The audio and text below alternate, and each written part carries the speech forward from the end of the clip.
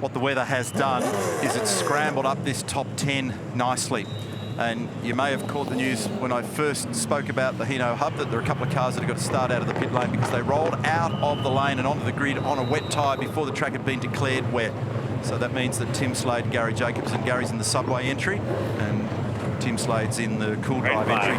Green flag. All right, we've got a green flag. We are set to go for race number 2. Kostecki and ADP, Waters and Feeney. Brody only made his debut a couple of years ago. He's on the pole position, but the clean line belongs to Di Pasquale, and he has made the most of it. Will Davison fires up the inside as well. They're 3 wide in the back of the pack there, and that's a squeeze for the Miners, but have a go at Anton. He's bolted. How good was that start? The second part of his start was absolutely exceptional. They jumped about the same. That's a bump there for Courtney on Davison. And now Waters gets around the inside of his teammate. So Waters has made a huge amount of ground, being able to get through there. And so, at that point, has Holdsworth. That's a great start. Di Pasquale's got a half-second advantage, and there's dive bombing going on here into turn 4. Thomas Randall down the inside, and Macaulay Jones up and over the top of David Reynolds. He had it up on 2 wheels, and Reynolds limping at the back of the pack, and in fact it's ripped a tyre off that front left corner and ingested a heap of grass and mud in the front of the car. It was wild at the back of the pack. You could see it at turn 1. They were 3 wide, but once you take... Frosty had a huge fistful of opposite lock in between 10 and 11 to catch it, and Van Gisbergen speedways into the Never Never, and he may not get out of here. Can he get it out? Can he get it out of the rice field? Oh, no way. Got it back on, only just. And using all of the rally skill that he'll apply this year in the Australian Rally Championship, and it is terribly wet.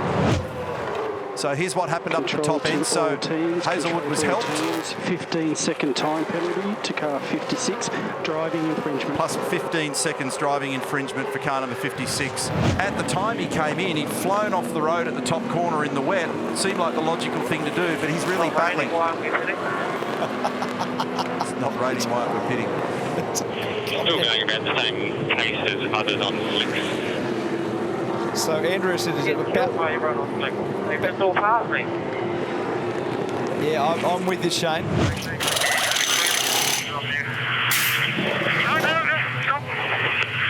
Oh, they're fraying at the edges a little.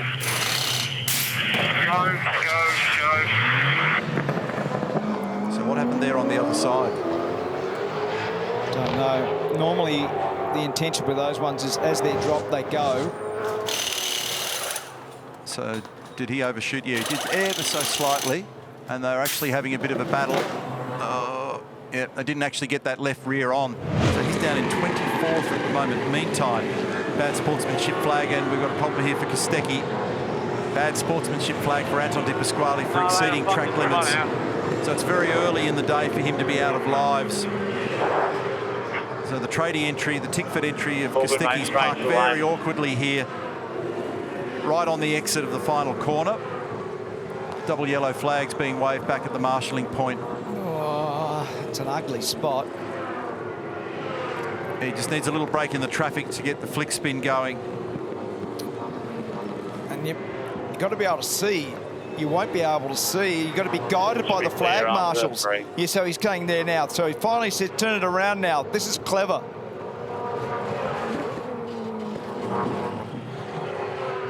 Oh dear. So he must have some other issue going on here.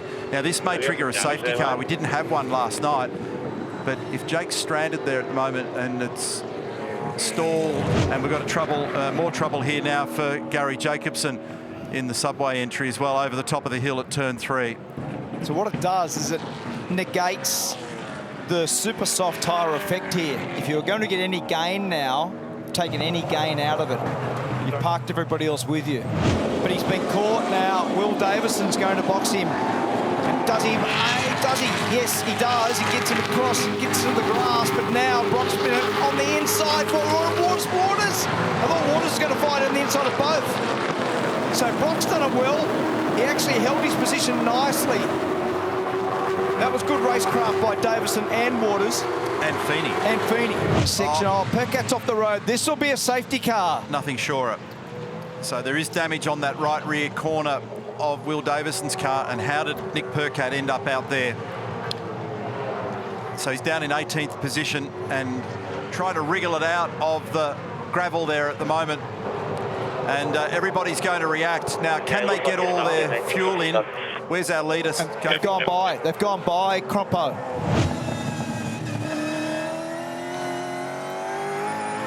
I'm just trying to work out what's actually going on here. They've turned in Culbert Hill. Then that's the hit. They've made contact. Both of them off. And Scott's turned back the other way on him, parked him. Right. Now I get it. Yeah.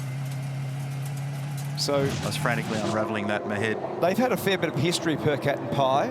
They're adding to it. Yeah. Good job. Jake Kostecki moved out of the way straight away.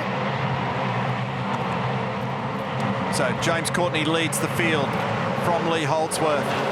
But there's some big battles going further down the order here at the moment. And these are going to determine the positions that matter in the race. And that's Mostert, fourth position down the inside with the grippier tyre that Mark spoke of. And this potentially gets him up into a net second position when things sort out. So he's tucked now in behind Brody. Anton out wide, and he has cleared him. That was key. Absolutely. That was very important. Now, he might even get Brody here. He's got the dive bomb aiming up here. No, not quite. But he's getting some benefit from the traffic just in front here. So Mostert's got grip. Down the inside comes Brody. He gets by Lee Holdsworth. Up the inside comes Chaz. Remember, they were teammates at Bathurst only a few months ago. And does Holdsworth give him some space down here at the left-hander? And he does. And lets the guys that are effectively battling for the lead get on with it. Di Pasquale gets down the inside here as well. Heimgartner also underneath Holdsworth. And he's on the super soft too, Neil. Worth keeping an eye on car number 8, the R&J Batteries entry, for the same reason that we're keeping an eye on Chaz Mostert. Grip might be their friend. Failure to obey the pit exit lights, please. Failure to obey pit exit lights. Somebody's failed to obey pit exit lights, but I didn't hear which car. He pokes the nose. They're going to be 3 wide. This might not end well. He jams it into the side of him and they make contact. Heimgartner barrels through on the inside. That may be questioned. I reckon he might have been up there far enough. It's going to be an interesting one. It'll be a hard call. How dark is it behind there? Just see those clouds. Yeah, there it is. Okay. Had me guessing. It's getting conflicting data. Continues to get darker and darker in the southeast. And Shane Van Gisbergen's a threat here as well. Remember, he's unlapped himself. He's in 17th position and right in this battle at the moment.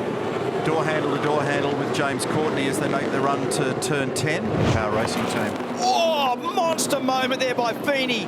He made it into the grass. He was able to regather control before he put his foot back on the brake and got away with it. Whoa, now, whoa. LeBrock has tried to move him right over.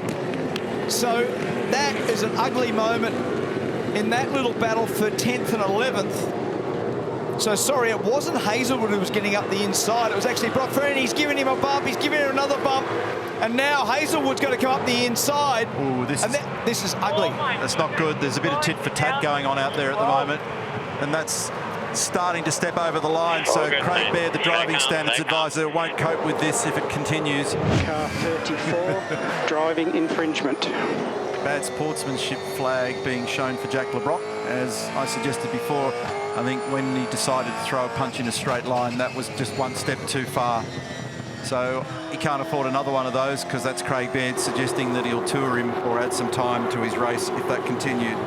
It's undercut time, and look what they've done there at Erebus, because I think they're going to bring Brown in. You have to go just around up, Erebus, go around Erebus. Just around Erebus, yeah. so all the gamesmanship of pit lane starts again. So Anton in and Andre in, Cam Waters in the background. So did bringing that car in that extra lap earlier for Brody help? The undercut might do the job here. Super soft off, wet tyre on. Get out, quick. Because this is a real tyre stop race now. Nothing to do with fuel. That's all that was. That's why Barry Ryan was saying what a great stop it was for Erebus before. Now, where is he? I can't pick where he is. There he is. So he's only about 100 metres behind on our tracker. A slick tyre in appalling conditions out there at the moment. And of the first 20-odd cars in the field, he's the only one on a dry tyre. A slick tyre. It's certainly not dry at the moment. It's got a lot of water all over it. In the most atrocious conditions out there on a slick tyre. 2.1 seconds the margin now. So the question will quickly become not so much one about whether or not he can win the race, but can he finish on the podium? There's the difference between a dry tyre and a wet tyre. It's cruel, isn't it? It's shocking business. Isn't it? Bang. So that's the new leader. Oh, he's off. He's off the road. So they rolled the dice. No worries. And it hasn't worked. That'll put the safety car out with only 7 laps to go. You might get a bump or something here. Just come out of the tracks. Out of the dry line. And it's just wobbled off at turn 3. Just literally would not turn. So here's Slade down the inside of Mark Winterbottom. Oh, both of them make contact. So is that Shane? He's made, that's right. Shane's gone through there. He's made 3 spots. So how fortunate was Mark Winterbottom to be able to rescue that car, but on the inside, on the bit that we couldn't see, definitely on the inside was Van Gisbergen, who made his way through driver's left. Good bit of car control to get away with it. What's that here? Oh, no, it's just a bit. It's a tiny bit of body work. Oh, wow. That's not a good look. And everyone would be concerned about all those stones, because you end up with a drama with a rock caught between a caliper and a wheel. That's the issue with that for everybody for all right, safety. So, as I guessed before, the chances are we'll get about 4 laps of racing to get this thing concluded. Di Pasquale did a pile of winning here. We are green once more, and away they go. And have a look up the back here, because Van Gisbergen wants to position himself to be able to pass when he gets to the control line. And Brown's got to be very careful here that he doesn't pass before the control line. So Mostert through, Kostecki through. Slade actually made some ground, so I'm not sure whether or not that was done before the control line. So Mostert, Kostecki, Di Pasquale, Waters, Heimgartner. And it's Supercars in the mist into turn 2. He lines it up. Squirts it out the other side, hangs it off the rear tyre, and Chaz Mostert has picked up his first victory of 2022. Well done, Chaz. Home by 2.7 seconds. Boys, good job. Over Brody Requesting Kostecki. a burnout, mate. Requesting a burnout. The beautiful drive by Brody. The engine had a pretty hard time today. I think we just have to look after it. Okay, buddy? So just look after it, mate. Anton Di Pasquale comes home in 3rd position for the final place on the podium.